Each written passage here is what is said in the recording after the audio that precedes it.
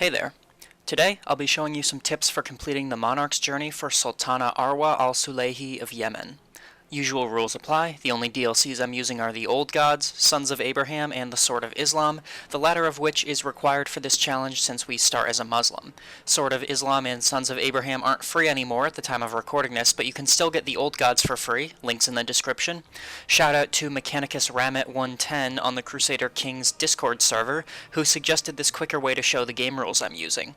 And if you like how my map looks, you can get the mod for it and the other mods I'm using in this video from the links in the description. All of them are compatible with Steam achievements and Monarch's Journey challenges. For our challenges today, first we have Long Live the Queen. Hold the Kingdom of Yemen and completely control its de jure provinces for 100 total years. This is an all-or-nothing challenge and can be completed as long as you're playing the Sulayhids. Second is God's Will Be Done. Have as many temples in your realm as possible. 5 for bronze, 8 for silver, and 12 for gold. This can only be completed while playing as Arwa. Finally, Dawn of a New Dice. Convert as many Hindu characters to the Shia faith as possible. 2 for bronze, 4 for silver, and 6 for gold. Only conversion through character interaction, that is, right-clicking a courtier or vassal and demanding conversion, counts toward the challenge. This one can also only be completed as Arwa. So I'm going to be completely honest with you, that third challenge is a complete mess if you're playing with only the DLCs that I have. However, the challenge is actually bugged so that demanding conversion from anyone of a different faith to become Shia counts toward the challenge. This makes it trivial to accomplish because it's easy to invite a bunch of Sunnis to your court and get them to like you enough to convert.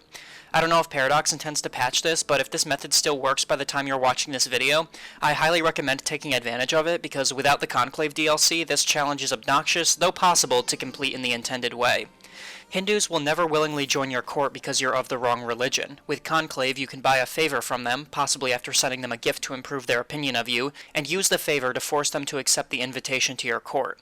The only way to convert Hindus without Conclave is to conquer land with Hindu vassals beneath it, making them your direct vassals and allowing you to demand religious conversion if they like you enough. Since the closest Hindu realms are so far away from your starting location, the only feasible way to do this is to hire a chancellor with 20 or higher diplomacy and get him to fabricate claims that you can press for yourself.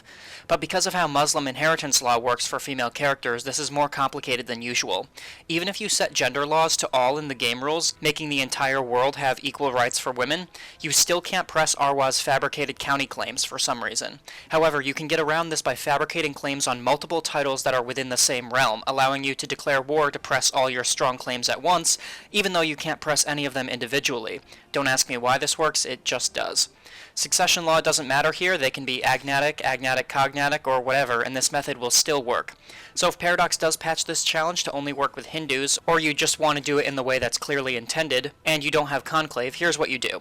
Get a 20 Diplo or higher Grand Vizier and get him fabricating claims on a province in India while you're working on your other goals. The Solanki Kingdom is just on the very edge of your diplomatic range, and is your best target for fabrication. The only Hindus you're actually going to be able to have access to convert are direct baron vassals after you take those lands, so fabricate on a combination of counties so you get 6 baronies beneath you, not counting the capital of each county that you take for yourself. Annoyingly, you don't immediately have access to 2 counties that can get you 6 barons right away. The capital of the Solanki Kingdom has 3 counties, but every other county in that kingdom that your vizier can access has 2 or less. However, if you get the island of Socotra under your control, which you need to do anyway for one of the other challenges, your diplomatic range extends just far enough east for your vizier to travel to the county of Valabi, which does have 3. Fabricating 2 separate claims can take a while, but Arwa starts the challenge fairly young, so if you always get the best Grand Vizier you can, you have a good chance of fabricating both claims within Arwa's lifetime. Once they're fabricated and you're confident that you can win a war against Solanki, press all your claims and take those 2 counties. Send gifts, reduce obligations and crown authority laws, and do whatever other methods are available to you to get your new Hindu vassals up to at least 36 opinion of you, which is the threshold for landholding characters to say yes to a religious conversion demand. Once you've directly converted all 6 barons to the Shia faith, you've completed this challenge legitimately by exploitation of questionable game mechanics. Or, like I said, just convert half a dozen Sunnis and don't bother with this. The other achievement of priority is God's Will Be Done, to have 12 temples within your realm. You start with 4, and the description implies that you should build more to get to 12, but it's more efficient to just conquer other lands that already have temples in them and bring them under your control. The island of Socotra off the coast of the Horn of Africa is de jure a part of the Sultanate of Yemen, and they're really weak, so that's an easy clap for one one temple and a piece of land that you need for the third challenge anyway. Pressing the de jure claim will directly give you the island, and the Holy War option will make the current ruler your vassal. I recommend the de jure approach. Next, directly to your south is the Shirazid Emirate. You can invite the brother of its current ruler to your court, give him one of your counties, and press his claim on the duchy to take all of its land and 2 more temples under your control. Getting that duchy gives you de jure claims on the neighboring counties of Asab and Asayita, neither of which have any temples in them, but you might want them anyway to expand your power base and push your borders farther west. After that, you can declare a holy war on Axum. Holy wars against any other religion in this region are highly risky because other rulers of the same religion might join in to fight against you, but Axum is the only Jewish realm in this part of the world, so nobody is coming to help them. This gets you at least 3 more temples because one of the temples in the county of Axum is held by Abyssinia at the start. You should have 10 temples in your realm now, and you can get the final 2 by immediately truce breaking and declaring another holy war on the same guy for the Duchy of Semyon, or just conquest any counties that have temples in them directly bordering your realm. Finally, we come to Long Live the Queen, the long-term challenge for this journey. To reiterate, you need to hold the Kingdom of Yemen, which you already do at the start, and completely control all its de jure provinces for a total of 100 years.